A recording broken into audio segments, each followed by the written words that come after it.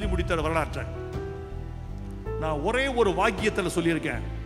கட்டுரை எழுத பழகும் தோழர்களே, மாணவ கண்மணிகளே, வாக்கியத்தை எப்படி செலவழிக்க வேண்டும் என்பதற்கு இந்த உத்தியை நான் கையாண்டிருக்கிறேன். இதை பின்பற்ற முடியுமா என்று பாருங்கள். ஒரே வாக்கியத்தில் ஒரு சரிதை, சற்றே நீளமான வாக்கியம்தான்.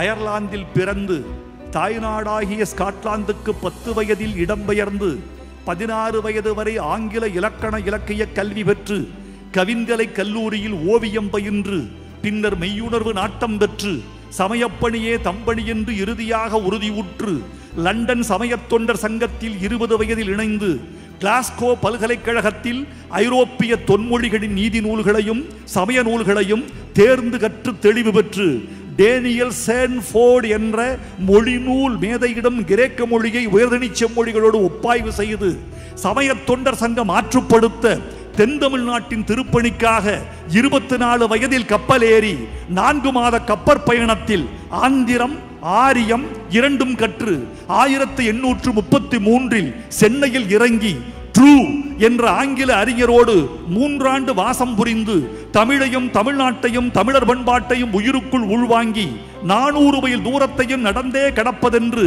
பாண்டி நாட்டுக்கு பயணப்பட்டு சோழ நாடடைந்து காவிரியோடு நடந்து சிதம்பரம் மயிலாடுதுறை வழியே தரங்கம்பாடி சென்று தங்கி குடந்தை அடைந்து நிலவளம் நீர்வளம் மொழிவளம் பண்பாட்டு வளத்தை உற்றறிந்து திருவரங்கம் புகுந்து நீலகிரி அடைந்து கோவை வழியே மதுரை அடைந்து பொருணை வழியே பாளையங்கோட்டை கடந்து நாசரேத்து சென்று தன் இறுதி எல்லையான இடையன்குடியை ஓர் இரவிலே அடைந்து அங்கேயே தங்கி தன் தேகம் வருத்தி தெருக்கள் திருத்தி தெருப்பணியோடு திருப்பணி தொடங்கி 29 வயதில் நாஞ்சில் நாட்டில் வளர்ந்த நங்கை எலிசா என்னும் கிறித்துவ திருமகளை மனம் புரிந்து சமயப்பணியும் சமுதாய பணியும் ஆற்றி முடித்து 33 ஆண்டுகள் முயன்று கிறித்துவ கோயில் கட்டி எழுப்பி தனது 77ஆம் வயதில் இயற்கை குளிக்கும் கொடைக்கானலில் இயற்கை எய்தி இடையன்குடியில் தான் கட்டிய கோயிலில் அடக்கம் செய்யப்பட்டதுதான் கால்டுவெல்லின் ஒரு வரி சுயசரிதை.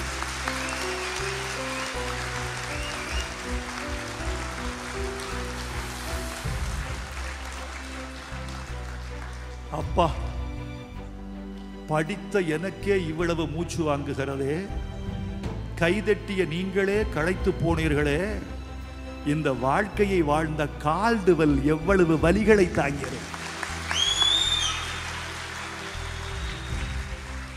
எனக்கு ரொம்ப பெருமை. இன்னைக்கு பாளையங்கோட்டையில எம்ஜிஆருக்கும் சிவாஜிக்கும் ரஜினிக்கும் கமலஹாசனுக்கும் அடித்த விசிலை ஒருவன் கால்டுவெல்லுக்கு அடிக்கிறான்.